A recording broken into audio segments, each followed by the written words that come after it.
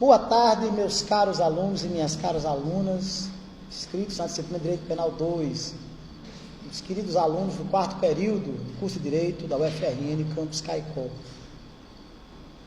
Neste final de tarde de hoje, 5 de agosto de 2019, nós vamos tratar a respeito do tema concurso de pessoas, também conhecido pela doutrina como concurso de agentes. Quando se fala concurso de pessoas e concurso de agentes, fala-se no emprego de expressões que são sinônimas entre si, né? Tanto faz você falar concurso de pessoas quanto concurso de agentes, né? Antes de nós nos embrenharmos pela conceituação teórico-doutrinária do concurso de pessoas, é necessário que nós façamos uma recapitulação de um tópico muito importante que foi por nós estudado no semestre passado, no que diz respeito à classificação dos delitos. Vocês todos se recordam daquelas diversas classificações que a doutrina nos traz a respeito dos mais variados tipos de infrações penais. Entre diversas outras classificações doutrinárias, a doutrina divide os crimes em delitos unissubjetivos e delitos plurissubjetivos. O que são, vejam só as senhoras e os senhores, os chamados crimes unissubjetivos. Os crimes unissubjetivos são aqueles que, pelas suas próprias características, pelos próprios elementos normativos daquele tipo, podem perfeitamente vir a ser praticados por apenas uma pessoa. A esmagadora maioria das infrações penais, a esmagadora maioria dos crimes e contravenções pode perfeitamente vir a ser praticado por apenas um agente, por apenas uma pessoa, por um único indivíduo. Esses delitos, eles são conhecidos como crimes monossubjetivos ou unissubjetivos. Não há a necessidade para a prática daquela infração penal, a princípio, da concorrência, do concurso de duas ou mais pessoas. Haja visto que apenas um único indivíduo pode vir a praticá-lo. Aí nós temos o crime de homicídio, o crime de roubo, o crime de furto, o crime de assédio sexual, o crime de estelionato, o crime de falsidade ideológica, enfim, um rol extremamente extenso de delitos, cuja prática pode perfeitamente vir a se dar pela ação ou omissão, pela conduta, enfim, de apenas um único indivíduo. Por outro lado, existem também aqueles crimes que, pela sua própria essência, pelas próprias características das elementares, dos elementos normativos daquele tipo, eles só podem vir a ser praticados pelo concurso de duas ou mais pessoas.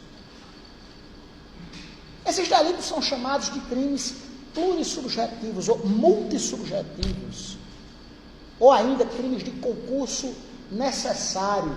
Por que crimes de concurso necessário? Porque o concurso de agentes é da essência, é absolutamente imprescindível a configuração daquela dada infração penal, certo? Ou seja, os crimes plurissubjetivos são aqueles que somente podem ser praticados pela ação ou omissão de duas ou mais pessoas. É necessário, por isso se fala, crimes de concurso necessário, né? Porque o concurso de agentes é algo essencial, absolutamente imprescindível aquelas figuras delitivas. Não há como se vislumbrar a prática daqueles crimes sem a presença de pelo menos duas pessoas. Aí nós temos a bigamia, nós temos o crime de rixa, nós temos o crime de associação criminosa, o crime de associação tráfico.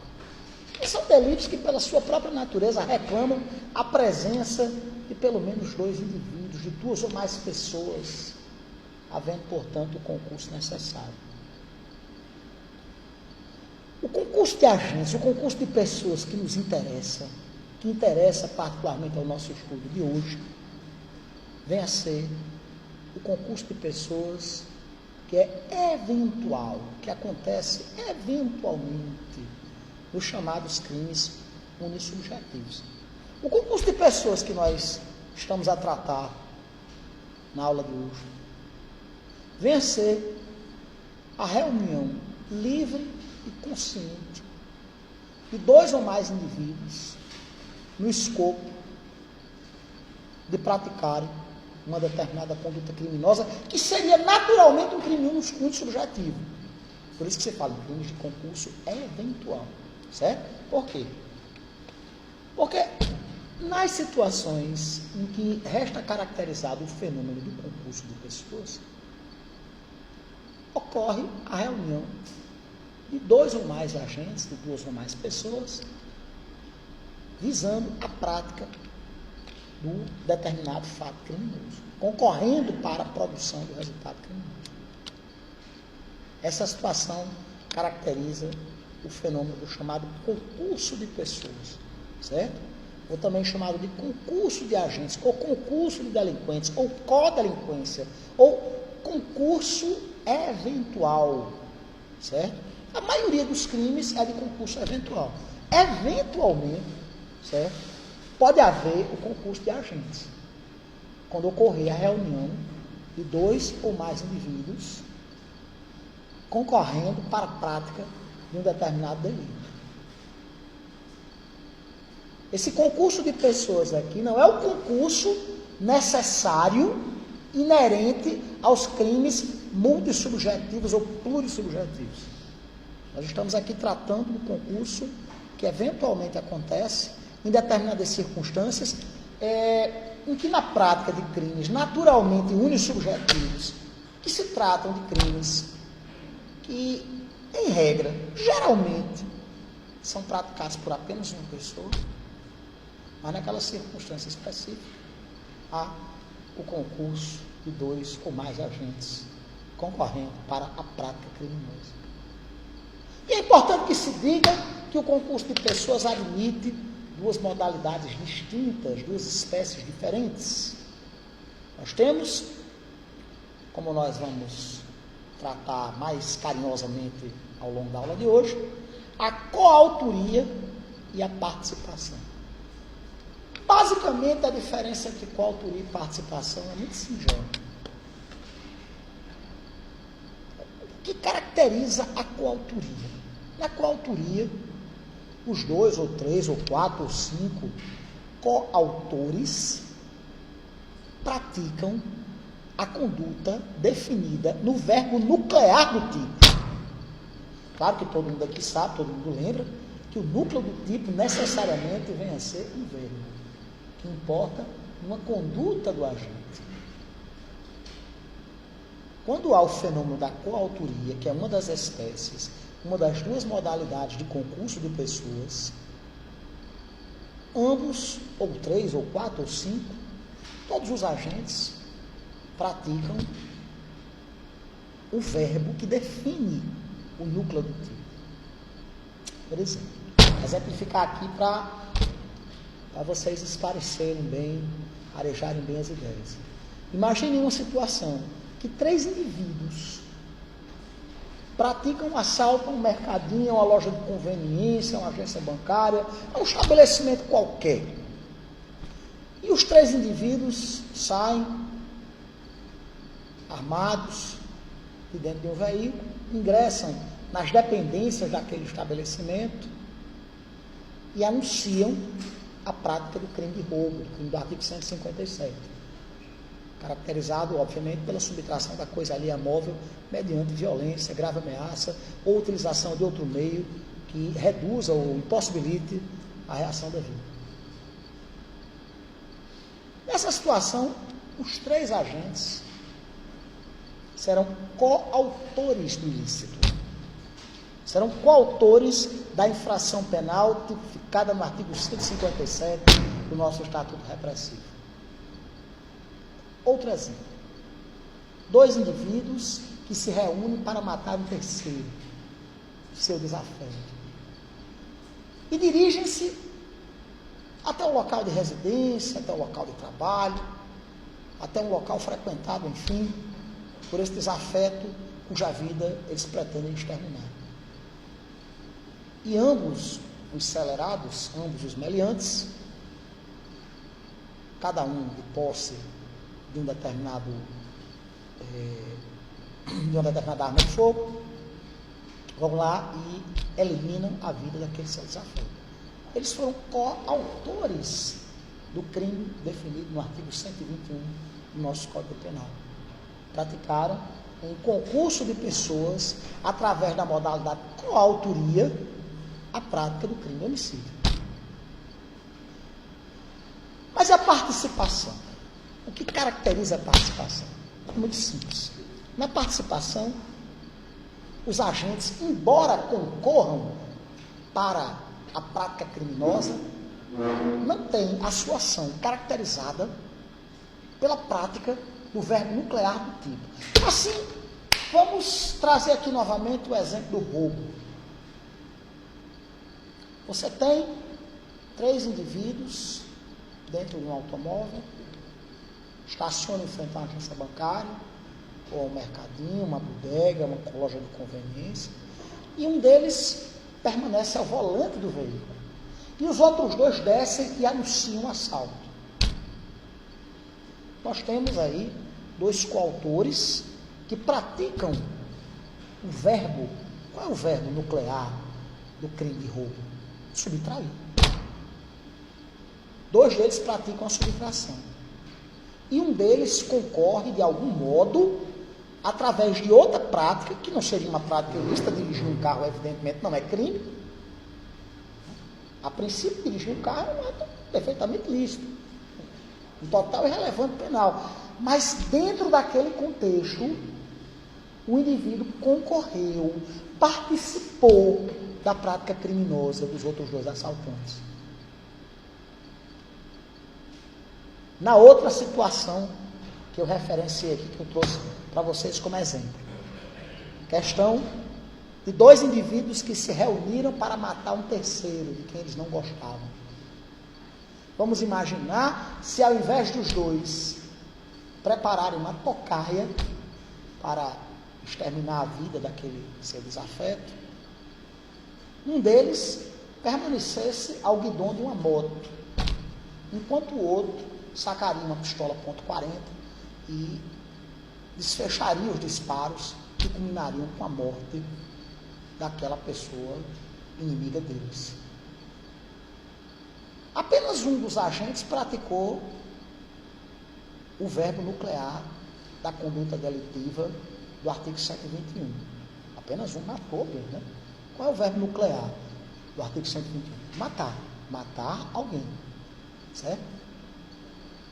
Mas o indivíduo que se encontrava no guidão da moto, que se encontrava pilotando a motocicleta, ele, embora tenha praticado um fato que não consiste no verbo nuclear do tipo, certo?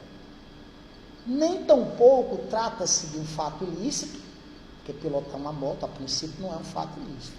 Mas ele concorreu, ele participou, ele contribuiu de alguma forma para a consumação do crime de homicídio. Correto? E essa é a diferença fundamental entre a coautoria e a participação. Certo? Mas ambas, tanto a coautoria quanto a participação, elas são, meus amigos e minhas amigas, espécies daquele fenômeno jurídico penal conhecido como concurso de pessoas ou concurso de agentes, ou concurso de delinquentes, certo? Que se caracteriza como sendo a ciente e voluntária participação no sentido coloquial, não participação no sentido técnico jurídico penal, né? A participação de 2 ou mais pessoas na mesma infração penal, certo? O que caracteriza, sobretudo, o concurso de pessoas? O concurso de pessoas vem a ser caracterizado, principalmente, pela convergência de vontades, pela união de desígnios certo? Uma finalidade comum aos indivíduos. Qual é a finalidade comum? A finalidade comum é a prática de uma determinada infração penal, certo? Inclusive, gente, a doutrina nos aponta que é perfeitamente dispensável o prévio ajuste dos coautores ou partícipes do crime, certo? Basta que um deles tenha ciência de que participa da conduta do outro, sendo perfeitamente dispensável o ajuste prévio. Assim, por exemplo, vamos imaginar uma situação em que dois indivíduos, cada um numa janela, numa sacada de prédios diferentes, atirem no terceiro desafeto comum do outro. É perfeitamente dispensável que eles tenham combinado a ação criminosa. Basta que um tenha conhecimento que o outro participa e deseje. Daí se fala em convergência de vontades, em união de desígnios. Os agentes visando a prática de uma dada infração penal, certo?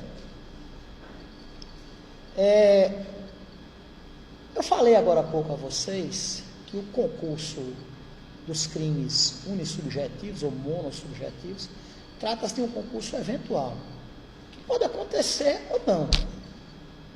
O crime de homicídio, o crime de roubo, o crime de furto, o crime de estupro, o crime de estelionato, podem perfeitamente ser praticados por apenas um único elemento. Tendo em vista que o concurso de agentes não é da essência do tipo penal, não é da própria natureza mesma do ilícito. Esse concurso de pessoas que nós estamos tratando é um concurso eventual. O concurso dos crimes plurissubjetivos trata-se de um concurso necessário, né? Os crimes plurissubjetivos, eles são crimes de concurso necessário. Esse concurso sobre o qual nós estamos discorrendo na final do tarde de hoje, vem a ser um concurso meramente eventual.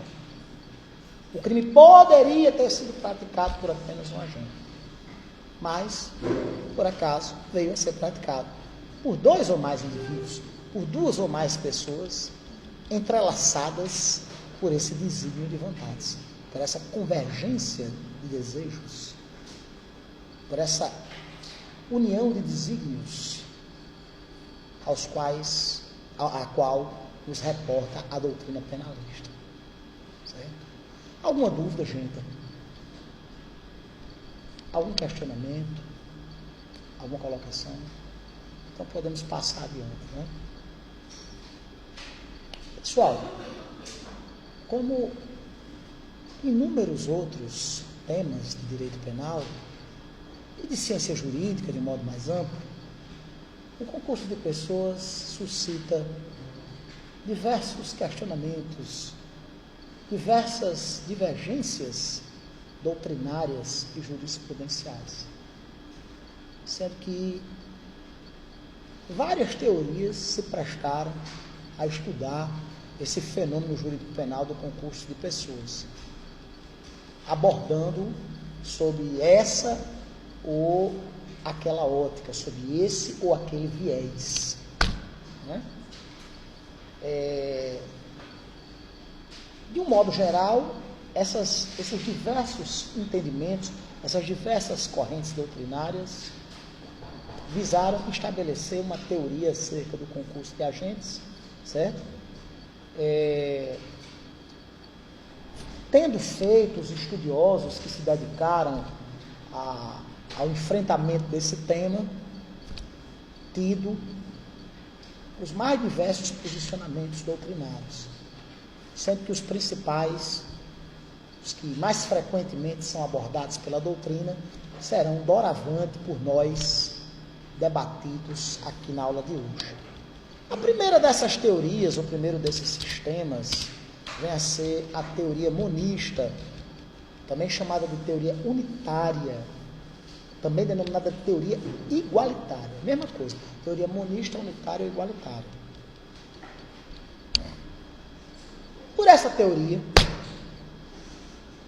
ainda que o crime tenha sido praticado por diversos indivíduos, e ainda que uns tenham, coautores, praticado o verbo nuclear da conduta criminosa, e outros partícipes tenham simplesmente contribuído para a produção do resultado criminoso, mas todos eles deverão responder pelo mesmo ilícito. Por quê? Porque o crime permanece único e indivisível, certo? Ainda que praticado por diversas pessoas, há um delito só, e que evidentemente deve ser abordado à luz de um só tipo penal, certo?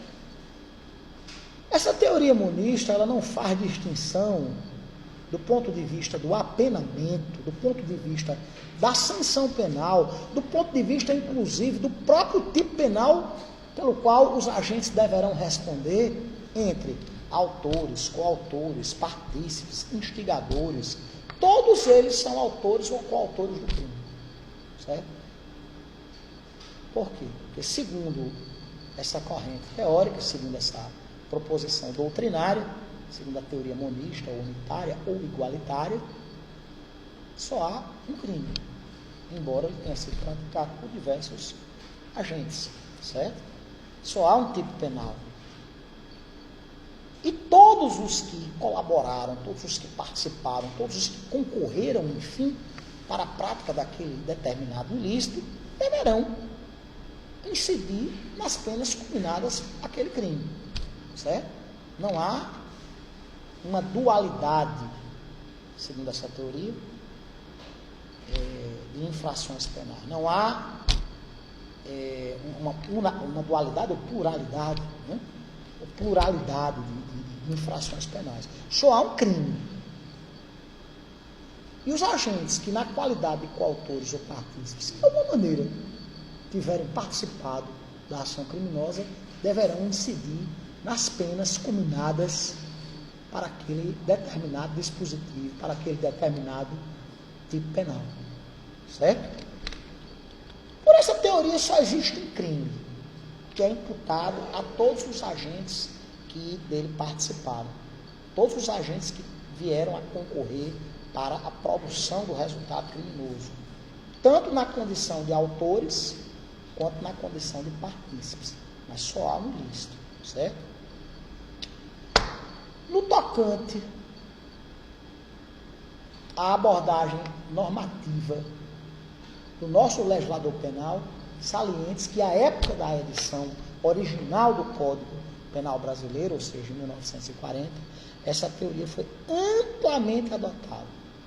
Nós éramos adeptos exclusivamente da teoria monista, certo? Entretanto, a reforma penal de 1984,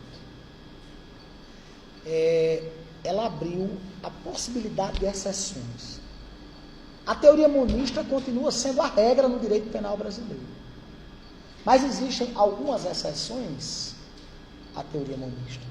Eu vou citar uma delas que é particularmente muito interessante. Nós temos lá nos crimes dolosos contra a vida, mas particularmente no tocante às 3 espécies de aborto previstas pelo nosso Código Penal brasileiro, uma interessantíssima exceção à teoria monista. Porque nós temos o crime de aborto praticado pela própria gestante, chamado autoaborto, que consiste na prática de manobras abortivas pela própria mãe no estado gravídico, a própria mulher que abrigue no seio do seu útero uma vida em formação. Mas também nós temos no aborto, nessa figura delitiva, o aborto consentido, a gestante que consente na prática de manobras abortivas em detrimento do feto ou embrião que ela carrega. O terceiro que pratica essas manobras abortivas não vai responder pelo crime de aborto praticado pela própria gestante, mas sim responderá pelo o crime de aborto praticado por terceiro com o consentimento da gestante. É uma exceção à teoria unitária, à teoria monista. Uma raríssima exceção dualista à teoria monista. Certo? Mas vamos lá. A segunda corrente doutrinária que nos cumpre a imperiosa missão de estudarmos na noite de hoje, vem a ser a teoria pluralista. No que concerne essa teoria pluralista? De acordo com essa teoria, existem tantas infrações penais quantos forem os autores ou partícipes. Não há um crime só, como na teoria unitária. Certo? César Bittencourt traz uma referência muito importante acerca dessa questão, dizendo que a cada participante corresponde, segundo a teoria pluralista, uma conduta própria, um elemento psicológico próprio, um resultado igualmente particular. A pluralidade de agentes corresponde à pluralidade de crimes. Existem tantos crimes quantos forem os participantes do fato delituoso. Por essa teoria, é como se cada um dos agentes praticasse um crime distinto. Cada autor ou cada partícipe pratica a sua própria infração penal, certo? Como se cada um cometesse um crime autônomo, certo? Mas existe ainda também uma terceira corrente, é a chamada teoria dualista. Essa teoria dualista, ela se caracteriza pelo fato de que, de acordo com esse entendimento doutrinário, existe uma fundamental diferenciação entre a infração que é cometida pelos autores e aquela que é praticada pelos partícipes. Vocês entenderam por que o aborto praticado por terceiro, com o consentimento da gestante, trata-se de uma exceção dualista à teoria monista? Em regra, nós adotamos a teoria monista, com algumas exceções. Vamos lá. Voltando aqui à teoria dualista. Pela teoria dualista, divide-se autores e partícipes. Existe uma infração penal para quem efetivamente pratica o verbo descritivo, o verbo nuclear daquele tipo penal.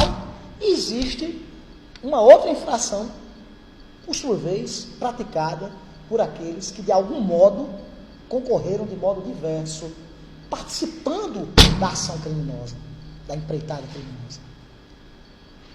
Vocês entenderam a diferença entre a teoria monista ou unitária, a teoria pluralista e a teoria dualista? Alguma dúvida, gente? Qual é a teoria adotada pelo nosso Código Penal?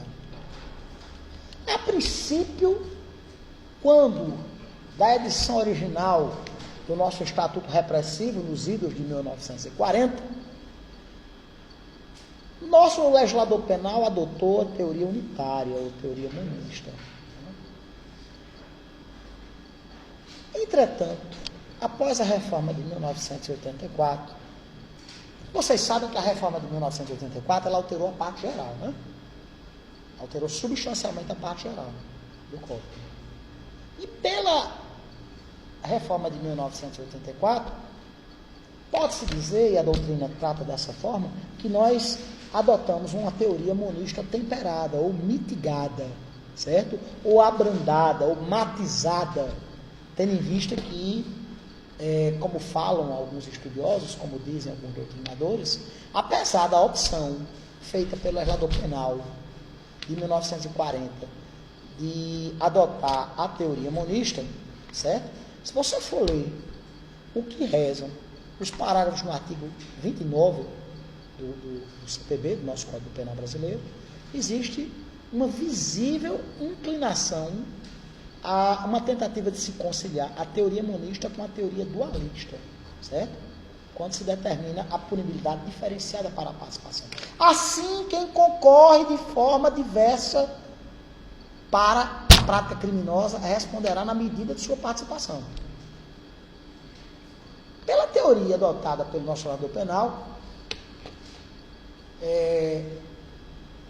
com exceção de algumas excepcionais exceções, digamos assim, eu citei essa do autoaborto, do aborto que a gestante permite, ou pratica em si própria, ou permite que outrem lhe o pratique, e o agente que, por sua vez, pratica as manobras abortivas com o consentimento da gestante.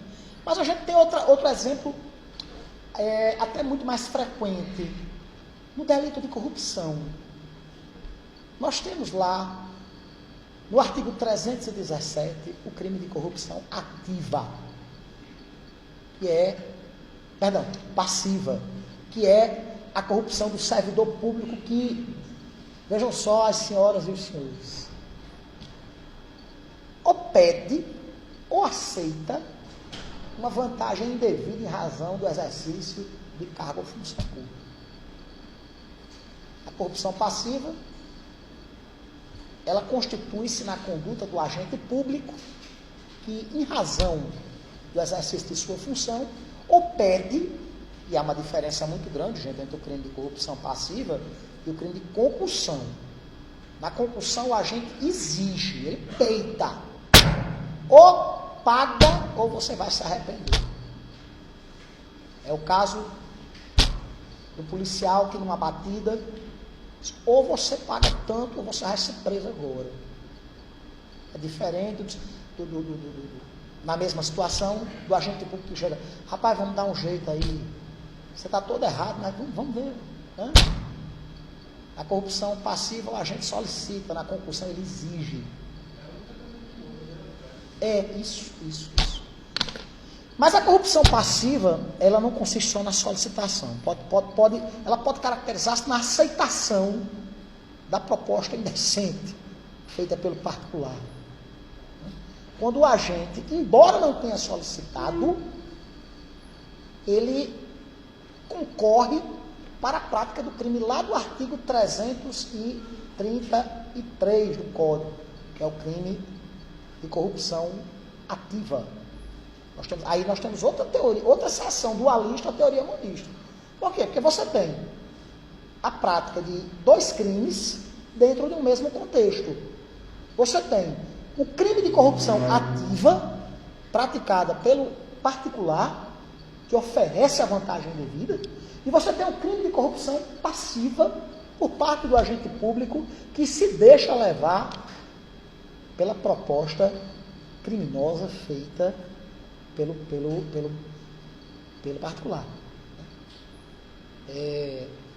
São raríssimas as exceções dualistas à teoria monista. Em regra, pode-se dizer que nós adotamos a teoria unitária, a teoria monista, tendo em vista que o nosso Código Penal não diferencia autores e partícipes no que diz respeito à imputação da infração penal. O crime, em regra, é o mesmo, certo? Em regra, a infração penal será a mesma, certo? Agora, existe também, por isso que se fala em teoria monista mitigada, matizada, temperada, pela leitura mesmo do que rezam os dispositivos presentes, os parágrafos do artigo 29 do Código, uma tendência quando houver a menor participação, evidentemente que a sanção penal, a reprimenda, será significativamente menor do que aquele agente que incorreu na conduta nuclear do tipo penal, no verbo nuclear daquela dada infração penal. Vocês estão entendendo? Exatamente. Em razão da menor participação, né? Em razão da menor participação. Isso aí a gente vai ver quando estivermos tratando da questão da dosimetria da pena. A menor participação, ela induz naturalmente a um apenamento mais discreto, mais brando, por parte do magistrado, por parte do juiz ou tribunal que vier a perfazer a dosimetria da pena, certo? Aqui, o exemplo que eu citei, né, da gestante que permite que se pratique o aborto responde por um ilícito, o crime do artigo 124, e o agente que pratica o aborto nela, certo? Responde pelo artigo 126, a exceção extraordinária. Não é exceção extraordinária essa questão da corrupção ativa e passiva, que nós temos 2 infrações penais.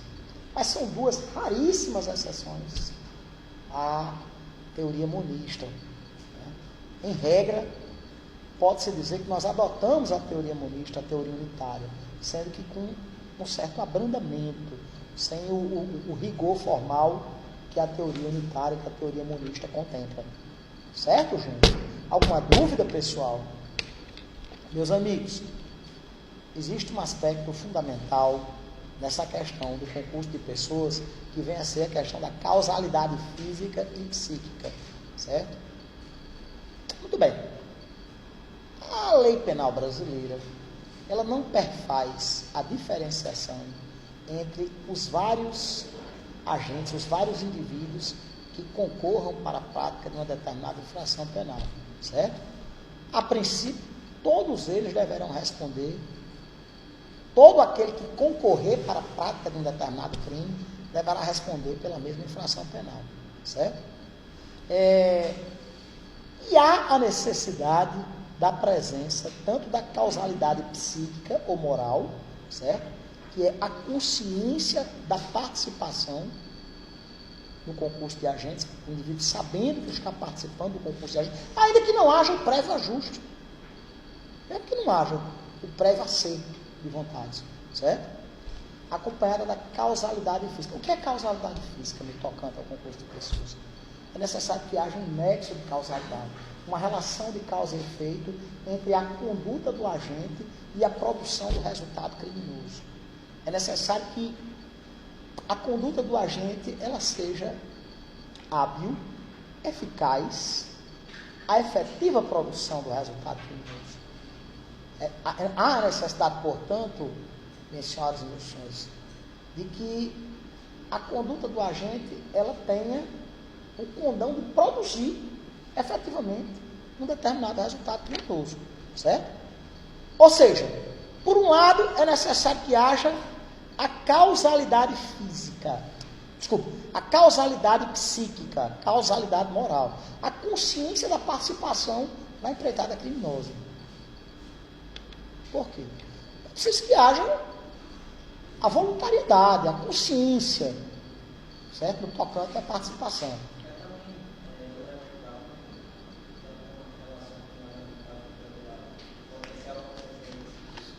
É necessário que haja potencial consciência de ilicitude em toda e qualquer prática, os 3 aspectos fundamentais da culpabilidade.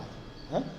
Culpabilidade, não quero mais recordar, é caracterizada pela imputabilidade, pela potencial consciência da ilicitude e pela exigibilidade de conduta diversa. Né? Mas aqui, especificamente no tocante ao concurso de pessoas, claro que é necessário haver a potencial consciência da ilicitude. Mas aqui, essa causalidade psíquica a qual me refiro, trata-se da consciência de estar participando de um concurso de agentes, estar participando de uma empreitada criminosa com a presença de 2 ou mais indivíduos. Certo? Além disso, é necessário que haja uma causalidade física.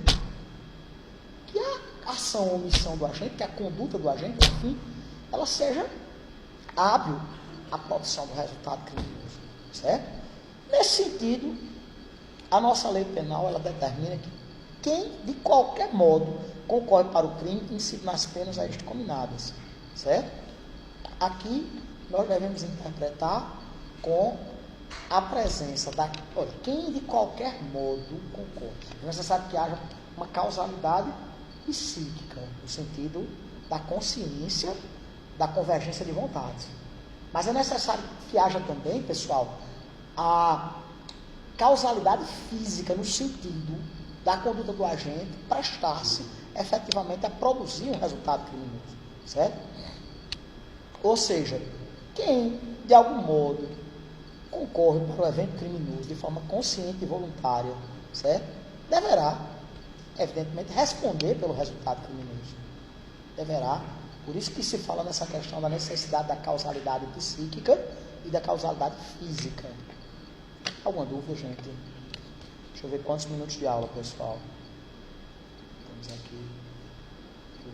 Na medida do possível, eu vou tentar postar essas aulas no nosso querido Cigarro. Ainda dá para dar mais uns 10 minutos de aula e a gente dá um break. Tá lá. Uma parada. Certo? Pessoal, outro ponto deveras importante para o estudo da temática que está sendo por nós abordada nesse fim de tarde, início de noite de hoje, é a questão dos requisitos essenciais à formação do concurso de pessoas. Quais são os requisitos necessários ao concurso de pessoas? O que é condição sine qua non para a ocorrência do concurso de pessoas?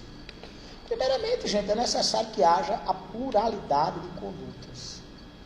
Certo? Claro que é necessário que 2 ou mais indivíduos concorram para a produção do resultado criminoso. Esse é o primeiro requisito. O segundo requisito consiste na relevância causal de cada uma das ações. O que é essa relevância causal? É necessário, sim, diga lá. Sim. De condutas e de agentes. Né? E de agentes. Porque a pluralidade de condutas aí consiste na pluralidade das condutas de 2 ou mais agentes. Porque senão, aí se incorreria no concurso não de agentes, mas sim no concurso de delitos, no concurso de crimes. Né? Quando a gente fala em pluralidade de condutas, é porque há de mais de uma conduta, de mais de um agente. Né? Mesmo que seja do mesmo. Porque se for do mesmo elemento nuclear, nós teremos a qual autonomia. Né?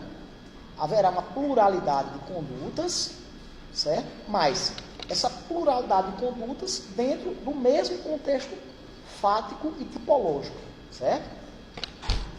Relevância causal de cada uma das ações. É necessário que exista um nexo de causalidade, uma relação de causa e efeito entre a conduta do agente e a produção do resultado criminoso. É preciso que haja um liame subjetivo entre os agentes. O que é o liame subjetivo? É justamente essa convergência de vontades, essa união de desígnios, esse vínculo que atrela os agentes que participam de um crime, ainda que eles não tenham previamente acertado a prática criminosa. Ainda que esse liame subjetivo verifique-se no momento da prática criminosa. É outro requisito fundamental para o concurso de pessoas. E é necessário que haja identidade de fato, certo? Porque se não houver identidade de fato, do fato criminoso, aí haverá o fenômeno do concurso de crimes, independentemente da modalidade, certo?